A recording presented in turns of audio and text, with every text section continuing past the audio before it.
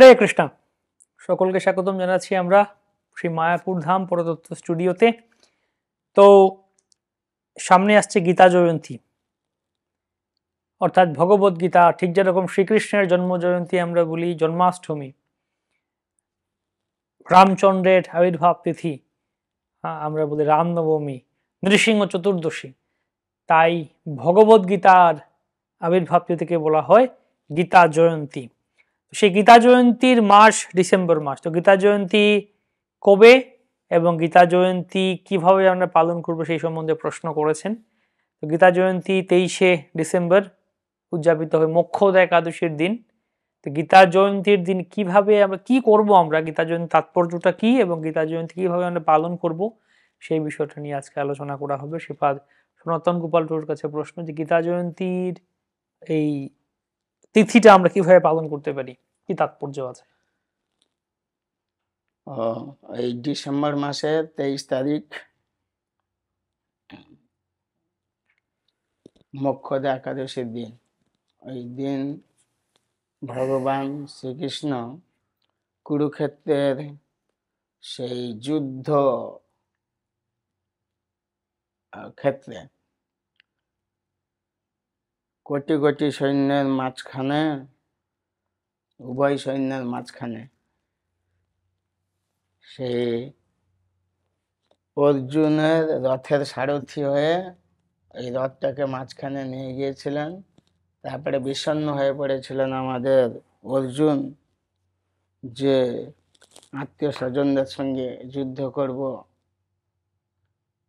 কি বা রাজ্য কি দরকার, এ তো আমার পক্ষের এবং বিপক্ষে কতজন, সবই তো আমাদের আত্মীয় স্বজন, এরাই সব, কেউ গুরুদেব, কেউ হচ্ছে অস্ত্রগুরু, কেউ কুলগুরু, কেউ হচ্ছে সেই অত্যন্ত শ্রদ্ধেয়, সর্বজন শ্রদ্ধেয় ভীষ্মদেব পর্যন্ত, সবার সঙ্গে শুধু যুদ্ধ করতে হবে এবং পক্ষে বিপক্ষে অসংখ্য সৈন্য সব মারা যাবে, তারপরে যে জয়ী হবে সে হস্তিনাপুরের রাজা হবে। এই সমস্ত একটা ভয়ঙ্কর পরিস্থিতি। এই সমস্ত চিন্তা করে বিষণ্ণ হয়ে পড়েছিলেন।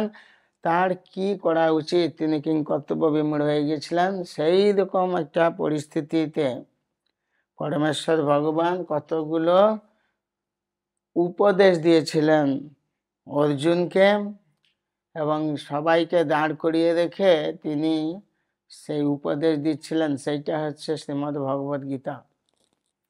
এবং সেইটা শুধু অর্জুনকে নয়, সমস্ত মনুষ্য সমাজকে সেই উপদেশ দেওয়া হয়েছিল। কেননা প্রত্যেকের জীবনে এরকম কিংকর্তব্য বিমূঢ়তা রয়েছে, কি করা উচিত আমাদের জীবনে।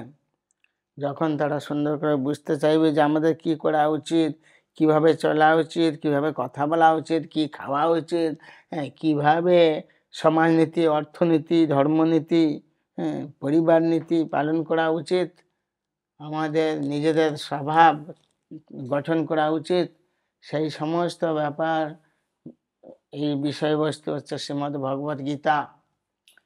এবং সেই শ্রীমদ্ ভগবদ গীতার যেই দিনই এই উপদেশ দেওয়া হয়েছিল সেটাই হচ্ছে বলা হয় যে মোক্ষদা একাদশীর দিন। তো বর্তমানে আমাদের ওই তিথি কি করে পালন করা উচিত? একাদশীর দিন একাদশী ব্রত করবেন, একাদশী ব্রত যেভাবে করা। তারপরে শ্রীমদ্ ভগবদ গীতা সুন্দর করে সাজিয়ে দেবেন। একটা টেবিলে যেরকম ভগবানকে, যেরকম বিগ্রহকে সাজানো হয় সেরকম সাজিয়ে দিয়ে আপনি আরতি করতে পারবেন, যেরকম ভগবানের আরতি করা হয়। তারপরে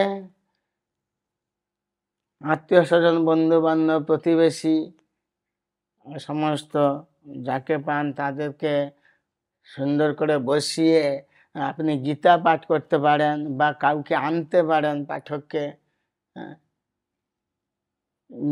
গীতার বিষয়বস্তু পাঠ করা, কোনো কিছু একটা শ্লোক, সেগুলো আলোচনা করতে পারবেন।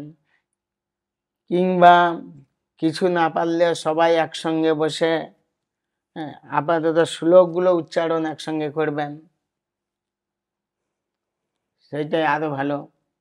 সেরকমই করা হয় আমাদের মায়াপুরে। সবাই বসলো, প্রত্যেকের হাতে গীতা নিয়ে একই সুরে তাল মিলিয়ে শ্লোকগুলো উচ্চারণ করা হয়। এটা অত্যন্ত মাহাত্ম্যপূর্ণ। তারপরে ওই দিন আপনি আপনার প্রিয়জন, বন্ধু বান্ধব, আত্মীয় স্বজন বা যাকে আপনার ইচ্ছা গীতা দান করতে পারেন, গীতা প্রচার করতে পারেন। এইভাবে গীতা তো ভক্তরা প্রতিদিন প্রচার করছেন, কিন্তু এই বিশেষ দিনে বিশেষ স্মৃতিস্বরূপ এই গীতা জয়ন্তী উৎসবে যদি আপনি গীতা দান করেন, মানে কি বলে, ভগবানের মাধব তিথি মোক্ষদা একাদশী, আর সেটা হচ্ছে গীতার জন্মদিন। আমাদের তো প্রতিদিনই জন্মদিন, কারণ আমাদের প্রতিদিনই মৃত্যু হচ্ছে, প্রতিদিনটাই আমাদের নতুন দিন, জন্মদিন। কিন্তু গীতা তো প্রতিদিনের জন্য, কিন্তু গীতারও এরকম জন্মদিনের জন্য যেরকম আমরা কি করি, কোনো একটা উৎসব অনুষ্ঠান করি, সবাইকে ডাকি এবং সবাইকে গীতা শোনানো হয়, গীতা দান করা, গীতা পাঠ করা, গীতা প্রচার করা, গীতার আরতি করা, গীতা উপদেশ শ্রবণ করা, এইগুলি হচ্ছে বিশেষ মাহাত্ম্যপূর্ণ। এইভাবে আমরা গীতা জয়ন্তী উৎসব পালন করে থাকি। বাহ, তাহলে ওই দিন গীতার দান করতে পারেন সবাই নাকি? হ্যাঁ, গীতা দান করতে পারেন, গীতা অপরকে বিক্রি করতে পারেন, গীতা নিজেও দান করতে পারেন, অনেক কিছু তো উপহার অনেক জনকে দিতে পারেন, কিন্তু গীতা উপহার দেওয়া একটা বিশেষ মাহাত্ম্যপূর্ণ। যে ভগবানের আর একটা শুনলে আপনি অবাক হবেন, যেটা এইরকম কেউ কথা কোনোদিন ভগবান এই গীতায় বলেছেন যে আমার কথা যে অপরকে শোনায়, প্রচার করে অপরের কাছে, তার মতো প্রিয় কোনোদিন কেউ ছিল না, হয়নি, হবেও না। অর্থাৎ সে ভগবানের প্রিয় হয়ে যাবে। সেই জন্য গীতা জয়ন্তী দিন যদি কেউ গীতা দান করে, সে আমার কথা মানে গীতা, ভগবানের কথা, ভগবানের মুখনিষ্ঠিত বাণী যদি অপরকে দান করেন, অপরের কাছে প্রচার করেন, অপরকে এই গ্রন্থ দান করেন, তাহলে তাহলে ভগবানের প্রিয় হওয়ার একটা সুযোগ পাওয়া যাচ্ছে। বাহ, খুব ভালো। তাহলে গীতা জয়ন্তী 23শে ডিসেম্বর মোক্ষদা একাদশীর দিন, এদিন আপনারা সকলে ভগবত গীতা পাঠ করুন আর গীতা দান করুন সবার কাছে দিন। আর গীতা সম্বন্ধে আরো কোনো প্রশ্ন থাকলে, আমরা এই মাসটা গীতা জয়ন্তীর মাস, আপনার গীতা সম্বন্ধে আরো যত প্রশ্ন আছে আপনারা আমাদের এই কমেন্ট বক্সে লিখে জানান, আমরা সেগুলির এই গীতা জয়ন্তীর মাসে উত্তর দেওয়ার চেষ্টা করব। প্রতিদিন ঠিক রাত 8:30টায় ইন্ডিয়ান টাইম, বাংলাদেশ টাইম 9টায় আমরা আমাদের ইউটিউব পরতত্ত্ব চ্যানেলে এই আলোচনাগুলি শেয়ার করছি, আপলোড করছি।